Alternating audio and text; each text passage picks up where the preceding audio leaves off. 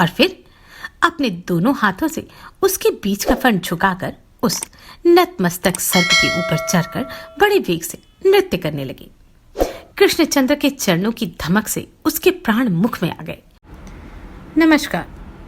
अगर आप किसी कारणवश मुझे सब्सक्राइब नहीं कर सकते तो लाइक अवश्य कीजिएगा। श्री कृष्ण कालिया नाग का दमन करना चाहते थे। हे मैत्रेय, ऐसा विचार कर भगवान अपनी कमर कसकर वेगपूर्वक नागराज के कुंड में कूद पड़े।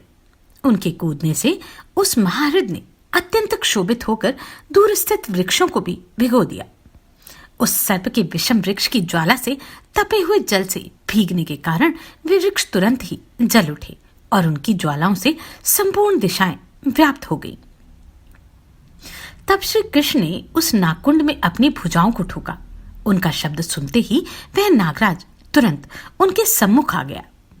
उसके नेत्र क्रोध से कुछ ताम्रवर्ण हो रहे थे, मुखों से अग्नि की लपटें निकल रही थी और वह महाविषैले अन्य वायुभक्षी सर्पों से घिरा हुआ था। उसके साथ में मनोहर हारों से भूषिता और शरीर कंपन से हिलते हुए कुंडलों की कांति से सुशोभिता सैकड़ों नागपत्नियां थी। तब सर्पों ने कुंडलाकार होकर श्री कृष्ण को अपने शरीर से बांध लिया और अपने विषाग्नि संतप्त मुखों से काटने लगे। तदनंतर गोपगण श्री कृष्णचंद्र को नागकुंड में गिरा हुआ और सर्पों के फड़ों से पीड़ित होता देख ब्रज में चले आए और शोक से व्याकुल होकर रोने लगे।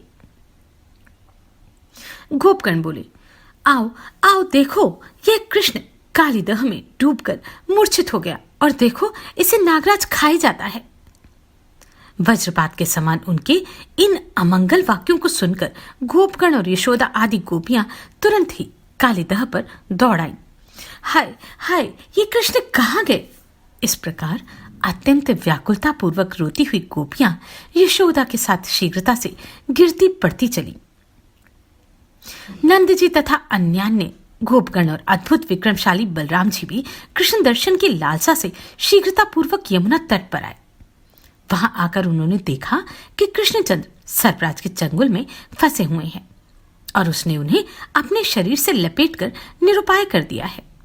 हे मुनि सत्तम, महाभागा यशोदा और नंदगोप भी पुत्र के मुख पर टटक्की लगाकर चेष्टा शून्य हो गए। अन्य गोपियों ने भी जब श्री कृष्ण को इस दशा में देखा तो वे शोकाकुल होकर रोने लगी और भय तथा व्याकुलता के कारण गदगद वाणी से उनसे प्रीतिपूर्वक कहने लगी, अब हम सब भी यशोदा के साथ इस सर्पराज के महाकुंड में ही डूब जाती हैं। अब हमें ब्रज में जाना उचित नहीं है। सूर्य के बिना दिन कैसा, चंद्रमा के बिना रात्रि कैसी, सांड के बिना गाय क्या, ऐसे ही कृष्ण के बिना ब्रज भी क्या रखा है। कृष्ण के बिना साथ लिए अब हम गोकुल नहीं जाएंगी, क्योंकि इनके बिना वे जलहीन सरोवर के समान अत्यंत अभव्य और असेव्य है। जहां नील कमल दल की सी आभा वाले ये श्याम सुंदर हरि नहीं है, उस मातृ मंदिर से भी प्रीति होना अत्यंत आश्चर्य ही है। अरे, खिले हुए कमल दल के सदृश कांतियुक्त नेत्रों वाले श्रीहरि को देखे बिना अत्यंत दीन हुई तुम किस प्रकार ब्रज में रह सकोगी?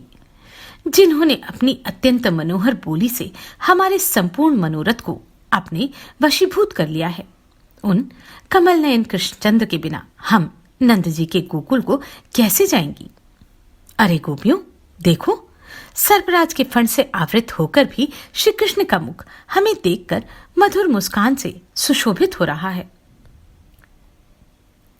गोपियों के ऐसे वचन सुनकर तथा त्रास विह्वल चकित नेत्र गोपों को पुत्र के मुख पर दृष्टि लगाए अत्यंत दीन नंद जी को और मूर्छाकुल यशोदा को देखकर महाबली रोहिणी नंदन बलराम जी ने अपने संकेत से श्री कृष्ण से कहा, हे देव देवेश्वर, क्या आप अपने को अनंत नहीं जानते? फिर किस लिए यह अत्यंत मानव भाव व्यक्त कर रहे हैं? पहियों की नाभि जिस प्रकार अरों का आश्रय लेती है, उसी प्रकार आप ही जगत के आश्रय, कर्ता, हर्ता और रक्षक है तथा आप ही त्रैलोक्य स्वरूप और वेद त्रयमयी है।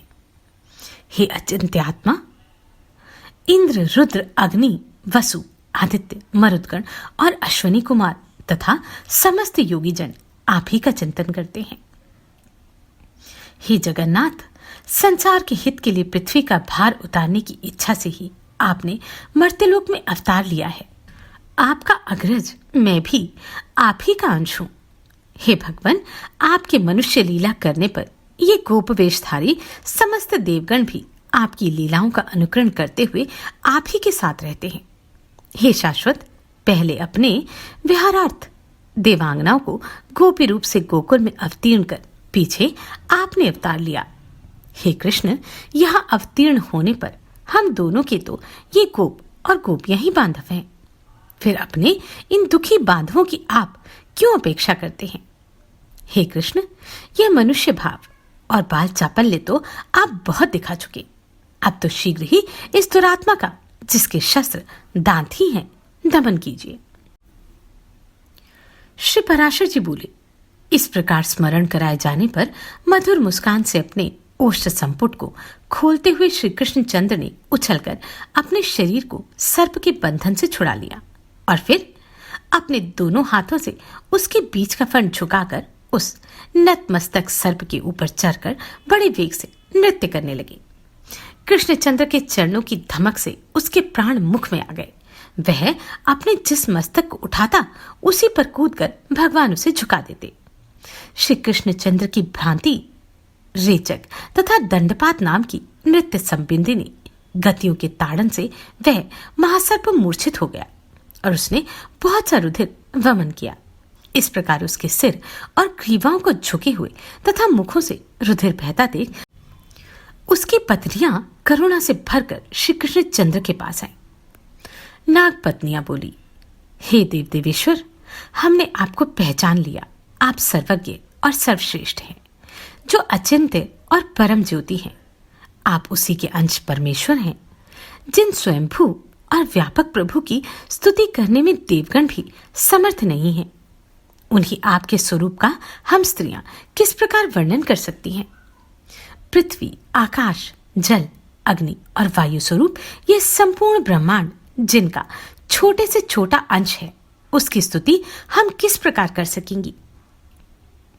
योगी जन जिनके नित्य स्वरूप को यत्न करने पर भी नहीं जान पाते तथा जो परमार्थ रूप अणु से भी अणु और स्थूल से भी स्थूल है, उसे हम नमस्कार करते हैं। जिनके जन्म में विधाता और अंत में काल हेतु नहीं है तथा जिनका स्थिति करता भी कोई अन्य नहीं है, उन्हें सर्वदा नमस्कार करती हैं। इस कालिया नाग के दमन में आपको थोड़ा सा भी क्रोध नहीं है, केवल लोक रक्षा ही इसका हेतु है। अतः हमारा निवेदन सुनिए। हे क्षमाशीलों में श्रेष्ठ, साधु पुरुषों को स्त्रियों तथा मूढ़ और दीन जंतुओं पर सदा ही कृपा करनी चाहिए। अतः आप इस दीन का अपराध क्षमा कीजिए। प्रभु, आप संपूर्ण संसार के अधिष्ठान हैं और यह सर्प तो अत्यंत बलहीन है। आपके चरणों से पीड़ित होकर तो यह आधे मुहूर्त में ही अपना प्राण छोड़ देगा। हे अव्यय, प्रीति समान से और द्वेष उत्कृष्ट से देखे जाते हैं, फिर कहाँ तो यह अल्पवीर सर्प और कहाँ अखिल भुवनाश्व आप। इसके साथ आपका द्वेष कैसा? अतः हे जगत स्वामिन, इस दीन पर दया कीजिए। हे प्रभु, अब यह नाग अपने प्राण छोड़ना ही चाहता है, कृपा हमें पति की भिक्षा दीजिए। हे भुवनेश्वर, हे जगन्नाथ, हे महापुरुष, हे पूर्वज, यह नाग अब अपने प्राण छोड़ना ही चाहता है, कृपया आप हमें पति की भिक्षा दीजिए। हे वेदांत वेदेश्वर, हे दुष्ट दैत्य दलन, अब यह नाग अपने प्राण छोड़ना ही चाहता है, आप हमें पति की भिक्षा दीजिए। श्री पराशर जी बोले, नाग पत्नियों के ऐसा कहने पर थका मांदा होने पर भी नागराज कुछ ढांढस बांधकर धीरे धीरे कहने लगा, हे देवदेव, प्रसन्न होइए। हे नाथ, आपका स्वाभाविक अष्टगुण विशिष्ट परम ऐश्वर्य निरतिशय है, अर्थात आपसे बढ़कर किसी का भी ऐश्वर्य नहीं है। अतः मैं किस प्रकार आपकी स्तुति कर सकूंगा? आप पर हैं, आप पर मूल प्रकृति के भी आदि कारण हैं। हे परात्मक, पर की प्रवृत्ति भी आप ही से हुई है, अतः आप पर से भी पर हैं। फिर मैं किस प्रकार आपकी स्तुति कर सकूंगा, जिनसे ब्रह्मा, रुद्र, चंद्र, इंद्र, मरुदगण, अश्वनी कुमार, वसुगण और आदित्य आदि सभी उत्पन्न हुए हैं। उन आपकी मैं किस प्रकार स्तुति कर सकूंगा। यह संपूर्ण जगत जिनके काल्पनिक अवयव का एक सूक्ष्म अवयवांश मात्र है, उन आपकी मैं किस प्रकार स्तुति कर सकूंगा। जिन सत अर्थात कार्य कारण स्वरूप के वास्तविक रूप को ब्रह्म आदि देवेश्वर गण भी नहीं जानते, उन आपकी मैं किस प्रकार स्तुति कर सकूंगा। जिनकी पूजा ब्रह्मा आदि देवगण नंदनवन के पुष्प, गंध, अनुलेपन आदि से करते हैं, उन आपकी मैं किस प्रकार पूजा कर सकता हूं।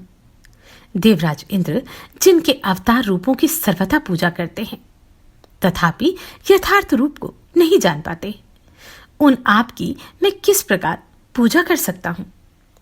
योगीगण अपनी समस्त इंद्रियों को उनके विषयों से खींचकर जिनका ध्यान द्वारा पूजन करते हैं, उन आपकी मैं किस प्रकार पूजा कर सकता हूं। जिन प्रभु के स्वरूप की चित्त में भावना करके योगीजन भावमय पुष्प आदि से ध्यान द्वारा उपासना करते हैं, उन आपकी मैं किस प्रकार पूजा कर सकता हूं। हे देवेश्वर, आपकी पूजा अथवा स्तुति करने में मैं सर्वथा असमर्थ हूं।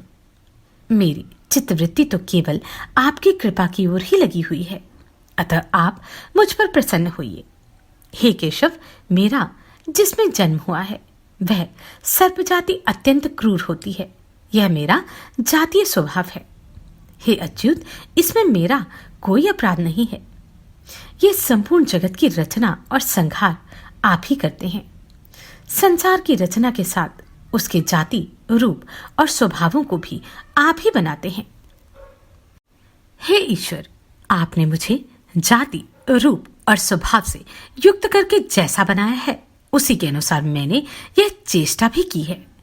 हे देवदेव, यदि मेरा आचरण विपरीत हो तब तो अवश्य आपके कथनानुसार मुझे दंड देना उचित है। तथापि हे जगत स्वामिन, आपने मुझ आज्ञा को जो दंड दिया है वह आपसे मिला हुआ दंड मेरे लिए कभी अच्छा है, किंतु दूसरे का वर भी अच्छा नहीं। हे अच्युत, आपने मेरे पुरुषार्थ और विष को नष्ट करके मेरा भली प्रकार मान मर्दन कर दिया। अब केवल मुझे प्राणदान दीजिए और आज्ञा दीजिए कि मैं क्या करूं। भगवान बोले, हे सर्प, अब तुझे इस यमुना जल में नहीं रहना चाहिए। तू शीघ्र ही अपने पुत्र और परिवार के सहित समुद्र के जल में चला जा। तेरे मस्तक पर मेरे चरण चिन्हों को देखकर समुद्र में रहते हुए भी सर्पों का शत्रु गरुड़ तुझ पर प्रहार नहीं करेगा। श्री पराशर जी बोले, सर्पराज कालिये से ऐसा कह भगवान हरि ने उसे छोड़ दिया और वह उन्हें प्रणाम करके समस्त प्राणियों के देखते देखते अपने सेवक, पुत्र, बंधु और स्त्रियों के साथ अपने उस कुंड को छोड़कर समुद्र को चला गया। सर्प के चले जाने पर गोपगण लौटे हुए मृत पुरुष के समान कृष्णचंद्र को आलिंगन कर प्रीतिपूर्वक उनके मस्तक को नेत्र जल से भिगोने लगे। कुछ अन्य गोपगण यमुना को स्वच्छ जल वाली देख प्रसन्न होकर लीला विहारी श्री कृष्ण को विस्मित चित्त से स्तुति करने लगे। तदनंतर अपने उत्तम चरित्रों के कारण गोपियों से गेमान और गोपों से प्रशंसित होते हुए कृष्णचंद्र व्रज में चले आए। श्री पराशर जी बोले, एक दिन बलराम और कृष्ण साथ साथ गौ चराते अति रमणीय तालवन में आए। उस दिव्य तालवन में धेनुक नाम का गधे के आकार वाला दैत्य मृगमांस का आहार करता हुआ सदा रहा करता था। उस तालवन को पके फलों की संपत्ति से संपन्न देखकर उन्हें तोड़ने की इच्छा से गोपगण बोले, भैया राम और कृष्ण, इस भूमि प्रदेश की रक्षा सदा धेनुकासुर करता है, इसलिए यहां ऐसे पके पके फल लगे हुए हैं। अपनी गंध से संपूर्ण दिशाओं को आमोदित करने वाले ये तालफल तो देखो। हमें इन्हें खाने की इच्छा है। यदि आपको अच्छा लगे तो थोड़े से झाड़ दीजिए। श्री पराशर जी बोले, गोप कुमारों के ये वचन सुनकर बलराम जी ने ऐसा ही करना चाहिए यह कहकर फल गिरा दिए और पीछे कुछ फल कृष्णचंद्र ने भी पृथ्वी पर गिराए। गिरते हुए फलों का शब्द सुनकर वह दुर्धर्ष और दुरात्मा गदर्भासुर क्रोधपूर्वक दौड़ आया और उस महाबलवान असुर ने अपने पिछले 2 पैरों से बलराम जी की छाती पे लात मारी। बलराम जी ने उसके उन पैरों को पकड़ लिया और आकाश में घुमाने लगे। जब वह निर्जीव हो गया तो उसे अत्यंत वेग से उस ताल वृक्ष पर ही दे मारा। उस गधे ने गिरते गिरते उस ताल वृक्ष से बहुत से फल इस प्रकार गिरा दिए जैसे प्रचंड वायु बादलों को गिरा देती है। उसके सजातीय अन्य गंधर्वासुरों के आने पर भी कृष्ण और राम ने उन्हें अनायास ही ताल वृक्षों पर पटक दिया। हे मैत्रेय, इस प्रकार एक क्षण में ही पके हुए ताल फलों और गंधर्वासुरों के देहों से विभूषित होकर पृथ्वी अत्यंत सुशोभित होने लगी। हे द्विज, तब से उस तालवन में गौएं निर्विघ्न होकर सुखपूर्वक नवीन तृण चरने लगी, जो उन्हें पहले कभी चरने को नहीं मिल पाता था। श्री पराशर जी बोले, अपने अनुचरों सहित उस गंधर्वासुर के मारे जाने पर वह सुरमय तालवान गोप और गोपियों के लिए सुखदायक हो गया। तदनंतर धेनुकासुर को मारकर वे दोनों वसुदेव पुत्र प्रसन्न मन से भांडेर नामक वट वृक्ष के तले आए, कंधे पर गौ बांधने की रस्सी डाले और वनमाला से विभूषित हुए। वे दोनों महात्मा बालक सिंहनाद करते गाते वृक्षों पर चढ़ते, दूर तक गायें चराते तथा उनका नाम ले लेकर पुकारते हुए नए सींगों वाले बछड़ों के समान सुशोभित हो रहे थे। उन दोनों के वस्त्र क्रमशः सुनहरी और श्याम रंग से रंगे हुए थे, अतः वे इंद्रधनुष युक्त श्वेत और श्याम मेघ के समान जान पड़ते थे। वे समस्त लोकपालों के प्रभु पृथ्वी पर अवतीर्ण होकर नाना प्रकार की लौकिक लीलाओं से परस्पर खेल रहे थे। मनुष्य धर्म में तत्पर रहकर मनुष्यता का सम्मान करते हुए वे मनुष्य जाति के गुणों की क्रीड़ाएं करते हुए वन में विचर रहे थे। वे दोनों महाबली बालक कभी झूले में झूलकर, कभी परस्पर मल्ल युद्ध कर और कभी पत्थर फेंककर नाना प्रकार से व्यायाम कर रहे थे।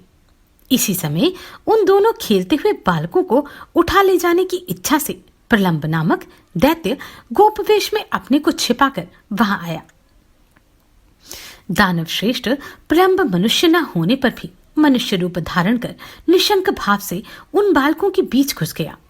उन दोनों की असावधानता का अवसर देखने वाले उस दैत्य ने कृष्ण को तो सर्वथा अजय समझा, अतः उसने बलराम जी को मारने का निश्चय किया। तदनंतर वे समस्त ग्वाल बाल हरणाक्रीडन अर्थात एक निश्चय लक्ष्य के पास 2-2 बालक एक साथ हिरण की भांति उछलते हुए जाते हैं। जो दोनों में पहले पहुंच जाता है वह विजयी होता है। हारा हुआ बालक जीते हुए को अपनी पीठ पर चढ़ाकर मुख्य स्थान तक ले आता है। यही हरणाक्रीडन है। इस खेल को खेलते हुए आपस में एक साथ 2-2 बालक उठे तथा श्रीदामा के साथ कृष्णचंद्र, प्रलंब के साथ बलराम और इसी प्रकार अन्य गोपों के साथ और ग्वाल बाल उछलते हुए चलने लगे। अंत में श्री कृष्ण ने श्रीदामा को, बलराम ने प्रलंब को तथा अन्य कृष्ण पक्षीय गोपों ने अपने प्रतिपक्षियों को हरा दिया। इस खेल में जो बालक हारे थे वे सब जीतने वालों को अपने अपने कंधों पर चढ़ाकर भांडीर वट तक ले जाकर वहां से फिर लौट आए, किंतु प्रलंबासुर अपने कंधे पर बलराम जी को चढ़ाकर चंद्रमा के सहित मेघ के समान अत्यंत वेग से आकाश मंडल को चल दिए। वह दानव श्रेष्ठ रोहिणी नंदन श्री बलभद्र जी के भार को सहन न कर सका तथा वर्षाकालीन मेघ के समान बढ़कर अत्यंत स्थूल शरीर वाला हो गया। तब माला और आभूषण धारण किए, सिर पर मुकुट पहने, गाड़ी के पहियों के समान भयानक नेत्रों वाले अपने पाद प्रहार से पृथ्वी को कंपायमान करते हुए तथा दग्ध पर्वत के समान आकार वाले उस दैत्य को देखकर उस निर्भय राक्षस के द्वारा ले जाए जाते हुए बलभद्र जी ने कृष्ण से कहा, भैया कृष्ण, देखो, छद्म पूर्वक गोपवेश धारण करने वाला कोई पर्वत के समान महाकाय दैत्य मुझे हरे लिए जाता है। हे मधुसूदन, अब मुझे क्या करना चाहिए यह बतलाओ। देखो, यह दुरात्मा बड़ी शीघ्रता से दौड़ा जा रहा है। श्री पराशर जी बोले। तब रोहिणी नंदन के बलवीर्य को जानने वाले महात्मा श्री कृष्ण ने मधुर मुस्कान से अपने ओष्ठ संपुट को खोलते हुए उन बलराम जी से कहा, हे सर्वात्मन, आप संपूर्ण गुह्य पदार्थों में अत्यंत गुह्य स्वरूप होकर भी ये स्पष्ट मानव भाव क्यों अवलंबन कर रहे हैं?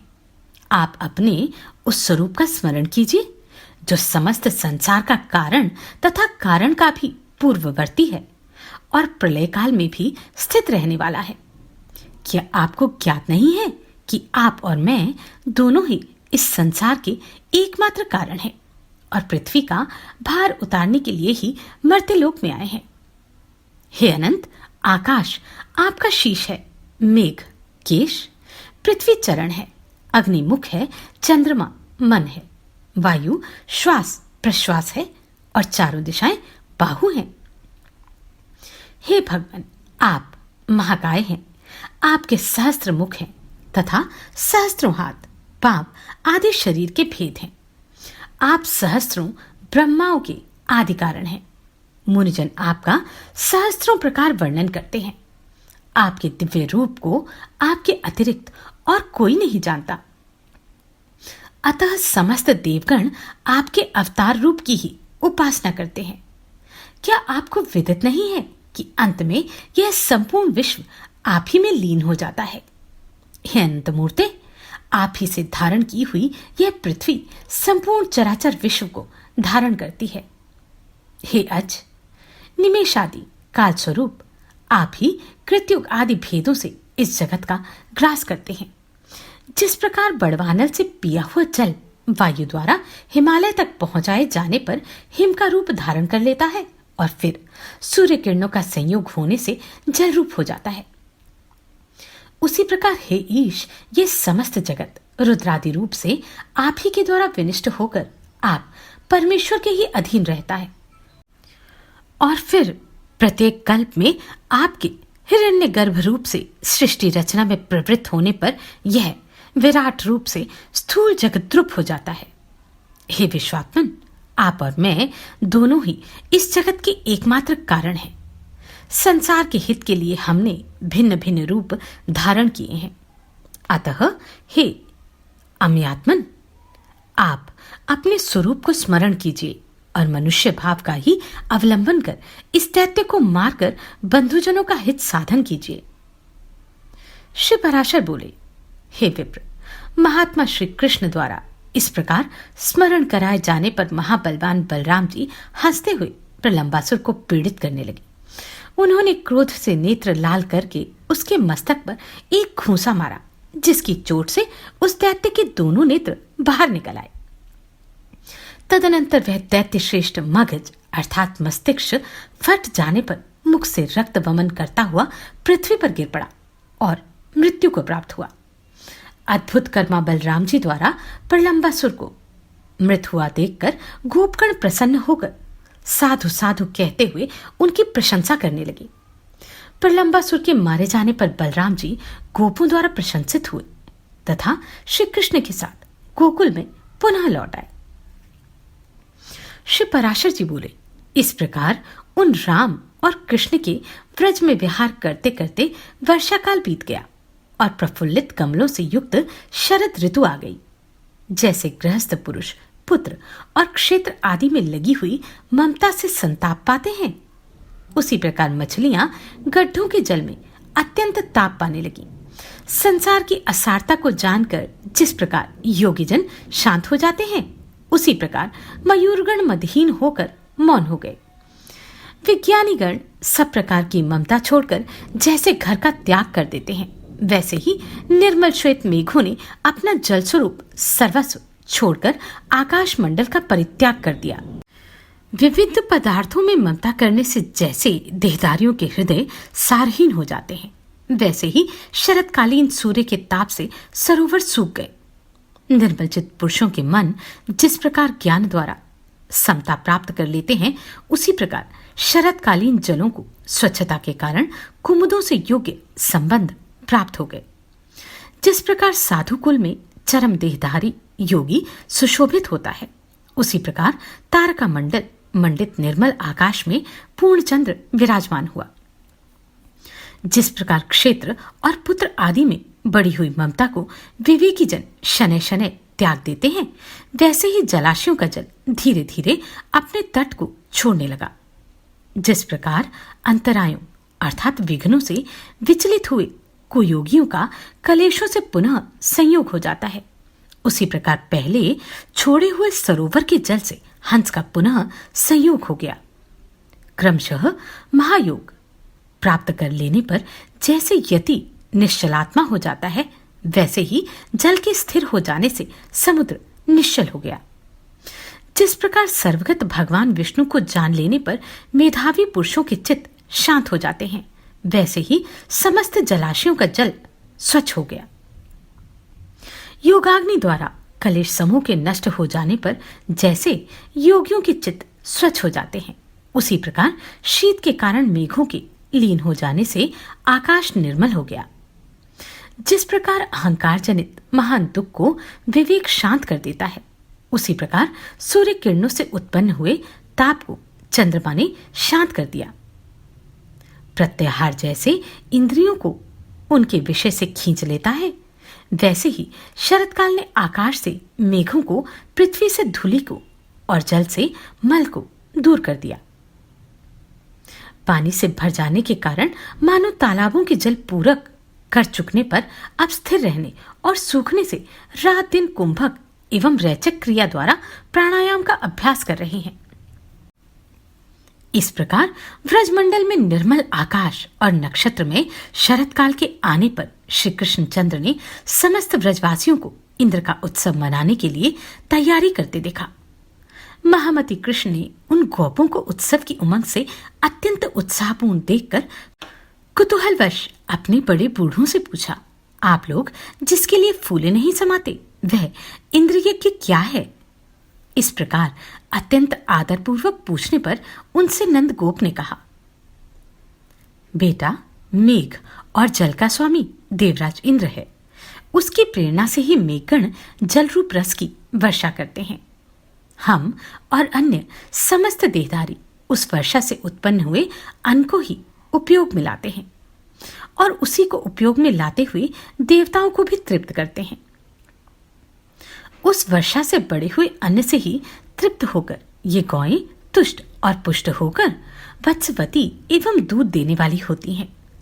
जिस भूमि पर बरसने वाले मेघ दिखाई देते हैं, उस पर कभी अन्न और तृण का अभाव नहीं होता और ना कभी वहां के लोग भूखे रहते ही देखे जाते हैं। यह पर्जन्य देव अर्थात इंद्र पृथ्वी के जल को सूर्य किरणों द्वारा खींचकर संपूर्ण प्राणियों की वृद्धि के लिए उसे मेघों द्वारा पृथ्वी पर बरसा देते हैं। इसलिए वर्षा ऋतु में समस्त राजा लोग, हम और अन्य मनुष्यगण देवराज इंद्र की यज्ञों द्वारा प्रसन्नता पूर्वक पूजा किया करते हैं। श्री पराशर जी बोले, इंद्र की पूजा के विषय में नंद जी के ऐसा वचन सुनकर श्री दामोदर देवराज को कुपित करने के लिए इस प्रकार कहने लगे, हे तात, हम ना तो कृषक हैं ना व्यापारी, हमारे देवता तो गौएं ही हैं, क्योंकि हम लोग वंचर हैं। आन्वीक्षिक अर्थात तर्कशास्त्र, त्रय अर्थात कर्मकांड, दंड नीति और वार्ता, ये 4 विद्याएं हैं। इनमें से केवल वार्ता का विवरण सुनो। हे महाभाग, वार्ता नाम की विद्या कृषि, वाणिज्य और पशुपालन, इन 3 वृत्तियों की आश्रयभूता है। वार्ता के इन 3 भेदों में से कृषि किसानों की, वाणिज्य व्यापारियों की और गोपालन हम लोगों की उत्तम वृत्ति है। जो व्यक्ति जिस विद्या से युक्त है, उसकी वही इष्ट देवता है, वही पूजा अर्चा के योग्य है और वही परम उपकारिणी है। जो पुरुष एक व्यक्ति से फल लाभ करके अन्य की पूजा करता है, उसका इहलोक अथवा परलोक में कहीं भी शुभ नहीं होता। खेतों के अंत में सीमा है तथा सीमा के अंत में वन है। वनों के अंत में समस्त पर्वत है। वे पर्वत ही हमारी परम गति है। हम लोग ना तो किवाड़े तथा भित्ति के अंदर रहने वाले हैं, ना निश्चित गृह अथवा खेत वाले किसान ही हैं। बल्कि वन पर्वत आदि में स्वच्छंद विचरने वाले हम लोग चक्रचारी मुनि वे हैं जो शकट आदि से सर्वत्र भ्रमण किया करते हैं और जिनका कोई खास निवास नहीं होता। जहां शाम हो जाती है वहीं रह जाते हैं, अतः उन्हें साय गृह भी कहते हैं। चक्रचारी मुनियों की भांति समस्त जनसमूहों में सुखी हैं। अतः गृहस्थ किसानों की भांति हमें इंद्र की पूजा करने का कोई आवश्यकता नहीं है। सुना जाता है कि इस वन के पर्वतगण कामरूपी इच्छानुसार रूप धारण करने वाले हैं। वे मनोवांछित रूप धारण करके अपने अपने शिखरों पर विहार किया करते हैं। जब कभी वनवासीगण इन गिरिदेवों को किसी तरह की बाधा पहुंचाते हैं तो वे सिंहादि रूप धारण कर उन्हें मार डालते हैं। अतः आज से इस इंद्र यज्ञ के स्थान में गिरि यज्ञ अथवा गौ यज्ञ का प्रचार होना चाहिए। हमें इंद्र से क्या प्रयोजन है? हमारे देवता तो गौएं और पर्वत ही हैं। ब्राह्मण लोग मंत्र यज्ञ तथा कृषकगण सीर यज्ञ अर्थात हल का पूजन करते हैं। अतः पर्वत और वनों में रहने वाले हम लोगों को गिरि यज्ञ और गौ यज्ञ करना चाहिए। अतएव आप लोग विधि पूर्वक मेधे पशुओं की बलि देकर विविध सामग्रियों से गोवर्धन पर्वत की अर्चा पूजा करें। आज संपूर्ण व्रज का दूध एकत्रित कर लो और उससे ब्राह्मणों तथा अन्य याचकों को भोजन कराओ। इस विषय में और अधिक सोच विचार मत करो। गोवर्धन की पूजा, होम और ब्राह्मण भोजन समाप्त होने पर शरद ऋतु के पुष्पों से सजे हुए मस्तक वाली गौएं गिरिराज की प्रतीक्षणा करें। हे गोपगण, आप लोग यदि प्रीतिपूर्वक मेरी इस सम्मति के अनुसार कार्य करेंगे तो इससे गायों को, गिरिराज और मुझको अत्यंत प्रसन्नता होगी। श्री पराशर जी बोले। कृष्णचंद्र के इन वाक्यों को सुनकर नंद आदि व्रजवासी गोपों ने प्रसन्नता से खेले हुए मुख से साधु साधु ऐसा कहा और बोले, हे वत्स, तुमने अपना जो विचार प्रकट किया वह बड़ा ही सुंदर है। हम सब ऐसा ही करेंगे। आज गिरि यज्ञ किया जाए। तदनंतर उन व्रजवासियों ने गिरि यज्ञ का अनुष्ठान किया तथा दही, खीर और मांस आदि से पर्वतराज को बलि दी। सैकड़ों हजारों ब्राह्मणों को भोजन कराया गया। पुष्पार्चित गौओं और सजल जलधर के समान गरजने वाले नंदियों ने गोवर्धन की परिक्रमा की। हे द्विज, उस समय कृष्णचंद्र ने पर्वत के शिखर पर अन्य रूप से प्रकट होकर यह दिखलाते हुए कि मैं मूर्तिमान गिरिराज हूं, उन गोप श्रेष्ठों के चढ़ाए हुए विविध व्यंजनों को ग्रहण किया। कृष्णचंद्र ने अपने निज रूप से गोपों के साथ पर्वतराज के शिखर पर चढ़कर अपने ही दूसरे स्वरूप का पूजन किया। तदनंतर उनके अंतर्धान होने पर गोपगण अपने अभिष्ट वर पाकर गिरि यज्ञ समाप्त करके फिर अपने अपने गोष्ठों में लौट आए। श्री पराशर जी बोले, हे मैत्रेय, अपने यज्ञ के रुक जाने से इंद्र ने अत्यंत रोषपूर्वक संवर्तक नामक मेघों के दल से इस प्रकार कहा, अरे मेघों, मेरा यह वचन सुनो और मैं जो कुछ कहूं उसे मेरी आज्ञा सुनते ही बिना कुछ सोचे विचारे तुरंत पूरा करूं। देखो, अन्य गोपों के सहित दुर्बुद्धि नंद गोप ने कृष्ण की सहायता के बल से नेत्रहीन होकर मेरा यज्ञ भंग कर दिया। अतः जो उनकी परम जीविका और उनके गोपत्व का कारण है, उन गायों को तुम मेरी आज्ञा से वर्षा और वायु के द्वारा पीड़ित कर दो। मैं भी पर्वत शिखर के समान अत्यंत ऊंचे अपने ऐरावत हाथी पर चढ़कर वायु और जल छोड़ने के समय तुम्हारी सहायता करूंगा। नमस्कार, मैं आभा शर्मा जावास। यदि आपको मेरा ये प्रयत्न सराहनीय लगा हो तो मुझे सब्सक्राइब करके प्रोत्साहित करें।